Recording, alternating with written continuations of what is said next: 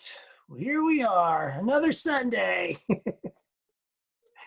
My talk for today is called Expectations and Mental Equivalence because Dr. Ernest Holmes talked a lot about mental equivalence. And I've seen how that has impacted my life very recently, along with how it works with expectations. But first, the joke. An elderly woman is sitting on her plane. She's reading the Bible. And the guy sitting next to her goes, "You don't really believe that stuff, do you?" She goes, "Yes. Yes, I really do." And he goes, "Well, what about, the whale eating Jonah? Nobody could stay alive. How did he stay alive in the belly of that whale for so long?" And the elderly woman thought about it for a minute and says, "Well, I don't know, but when I get to heaven, I'll ask him." And he sarcastically says, "Well, what if he's not in heaven?" And she goes, "Well, then you'll have to ask him."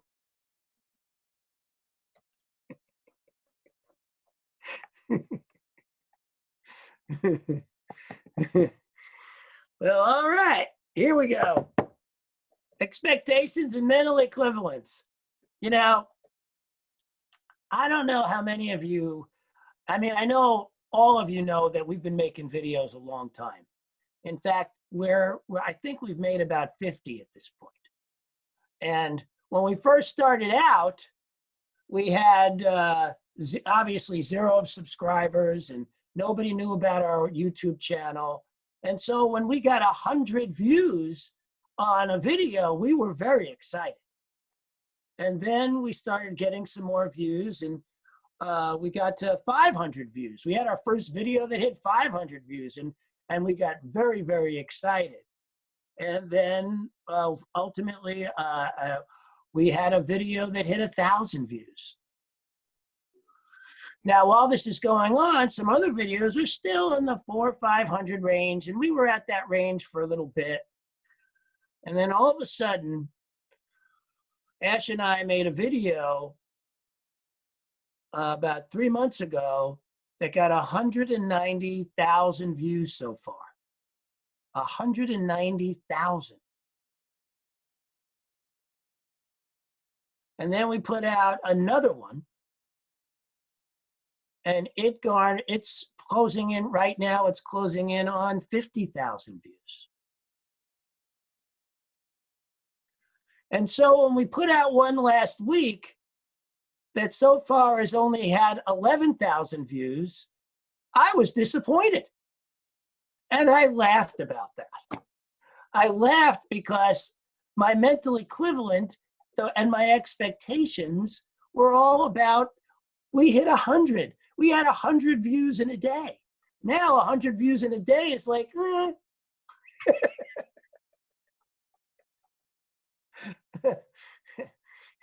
And I think that this is really important to look at. I think it is important to see the relativity of our mental equivalence.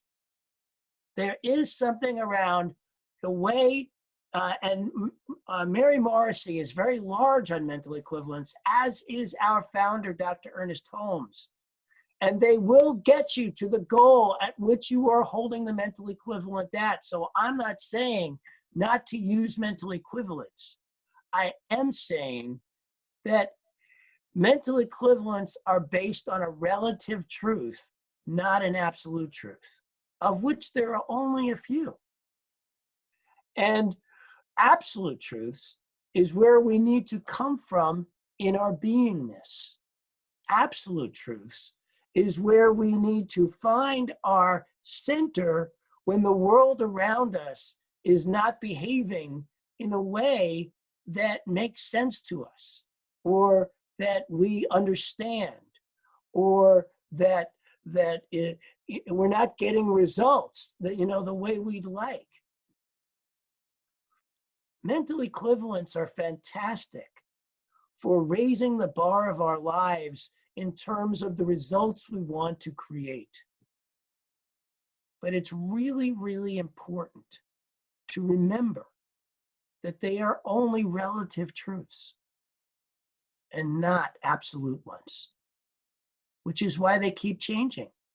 And absolute truths never do.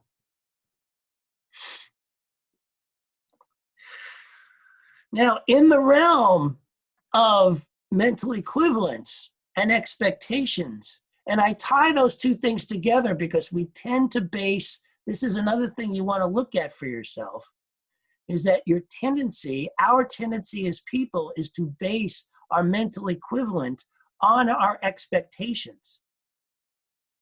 You know, one of the things I noticed for myself around our videos is that I do my best to hold a mental equivalent of millions of views and millions of subscribers. But I notice that I have an emotional tension around that kind of mental equivalent, so that and that is where and let's see if I can explain this in a way that makes sense. I have a mental equivalent of this million views and million subscribers, but I noticed that my absolute truth is something in me has tension around that. It's not an of course. I don't feel it honestly in myself as an inevitability. If I did, if I embodied it fully, it would show up.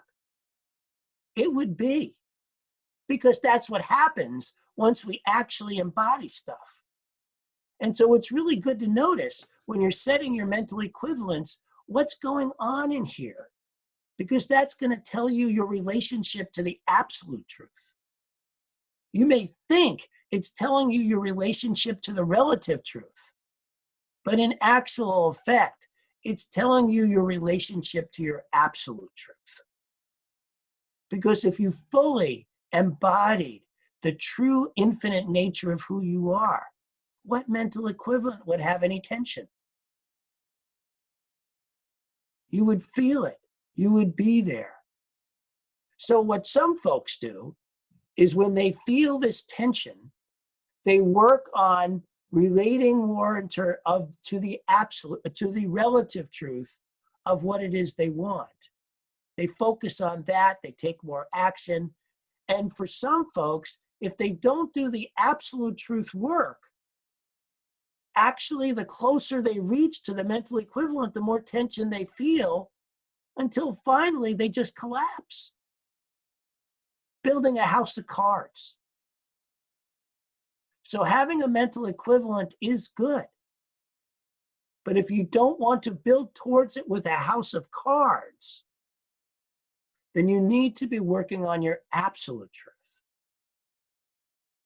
That part of you that may feel unworthy, that part of you that feels that somehow you're not good enough, that part of you that has not rooted down all the way into love. And the only way you can know that is feeling the tension between the mental equivalent you're setting and how you're feeling about it. What is always, always, always inevitable is who you hold yourself to be in absolute truth. Your results will always be inevitably out of that, no matter how hard you hold that mental equivalent. I've walked across fire, and I've talked about this. Well, I've gone to 15 fire walks. I've walked 12 times. The last time I went to the fire walk, I decided I needed a new mental equivalent. There was no tension. There was nothing for me around just walking across the fire. I knew I could do it. I knew I could do it so well, it just didn't even seem like something worth doing. And so I thought to myself, what I'm going to do is walk and count one between each step. I'm going to walk slowly, very slowly. And I'm going to know for myself that I can do this. And so we went through the workshop. There's always a before you walk workshop. And then we got out there. And the one thing I have gotten really, really good at is asking myself, is this mine to do now? And then listening to the answer and absolutely trusting that. I have an absolute truth that I can absolutely trust whatever comes to me around, is this mine to do now? And so when I stepped up to the fire and I could feel the fear in me around this, I asked the question. And as soon as I got the yes, the fear left. And I walked. So slowly, in fact, that people around, I could feel them freaking out. I could feel the fear around me as I walked so slowly across that fire. And even feeling that fear, I was able to stay solidly within myself. And I got to the other side, and there was not a mark on my foot. That's possible when we're clear about our absolute truth. Then what becomes inevitable is whatever mental equivalent you're holding when you're solid enough in the absolute. Are you getting what I'm saying here?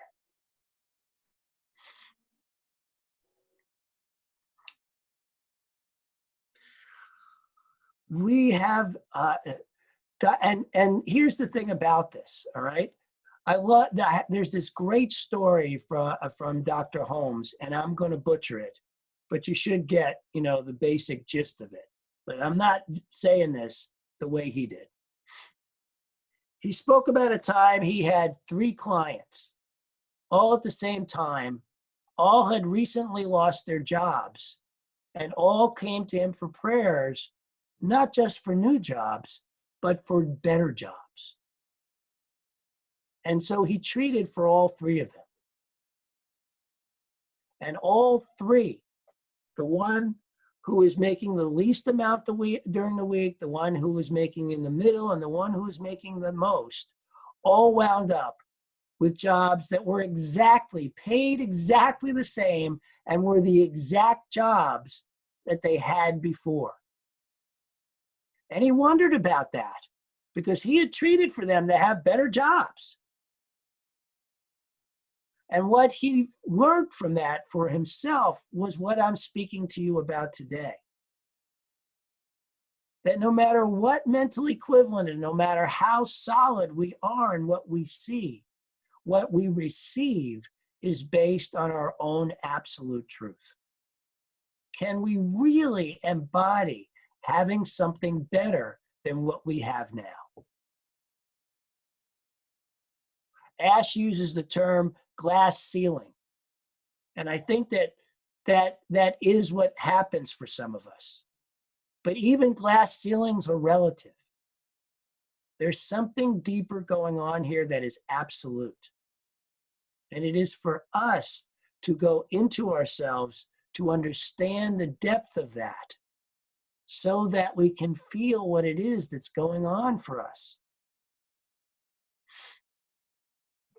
There are ways in which what I walk through life and I'm constantly checking in with myself when I'm doing whatever it is I'm doing. Where am I really at with this? What's really going on for me with this? Particularly if there's some struggles going on, particularly if things are not working out the way I want. I could go in, and I do because I forget, go in and try to fix those things. But when I'm smarter than that, when I'm more awake is a much better way of putting that, because it's really not about smart, it's about awake. When I am found that place in myself of a wakefulness, where instead of going and acting, I sit back and go, what's going on with me right now? How am I feeling about my own absoluteness? my own spirit. This is what I'm asking of you, to sit and ask yourself that question before taking action. Where am I right now in what I know what's true for me? And it has nothing to do with circumstance. It has nothing to do with results. It has to do with the essence of your beingness, of who you are. You are a powerful, creative, spiritual being. We all are, in the face of any circumstance, whether it be this really hot fire that people do get burned on when they walk thinking that it's about a mental equivalent instead of who they absolutely are. What we need to be doing here is checking in as often as we can remember as to who we are being. Ernest Holmes used to say that all the time. He was asked, how do you prepare for a talk? And he said, I never prepare what I'm going to say. I always prepare who I'm going to be. That is what this is about. So have those mental equivalents, set those expectations, watch the bar rise, and then be with that. When I was in Asheville, they offered workshops every single summer called the Unexpected Income Workshop. And I love these workshops. You'd go there, and the whole idea was to create income you never expected. And after a couple of years of doing that, I was like, you know what? I just don't want a few bucks to go in. This time, I want $10,000 to show up of unexpected income in a way I never expected.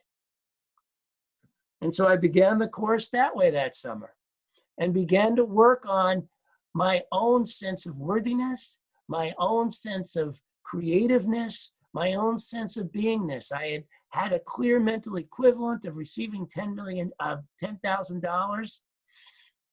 And about 3/4 of the way through the class, about 6 weeks in, I get a phone call that a relative that I had not heard from or been in contact with for over 15 years had left me money, and that the first check of $10,000 should be in the mail any day.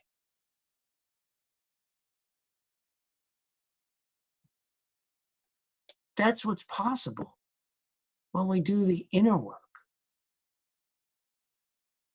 When we know for ourselves our own worthiness, our own love, our own belief in our sense of what we're capable of in this lifetime, that's what's possible for each of you. I want you to know that I know that for you. I absolutely know for you that every dream you have is possible, that you are loved, that you are worthy, and I believe in you. And any support I can give you in believing in yourself on that level, please let me know, because I'd be happy to be there for you in that.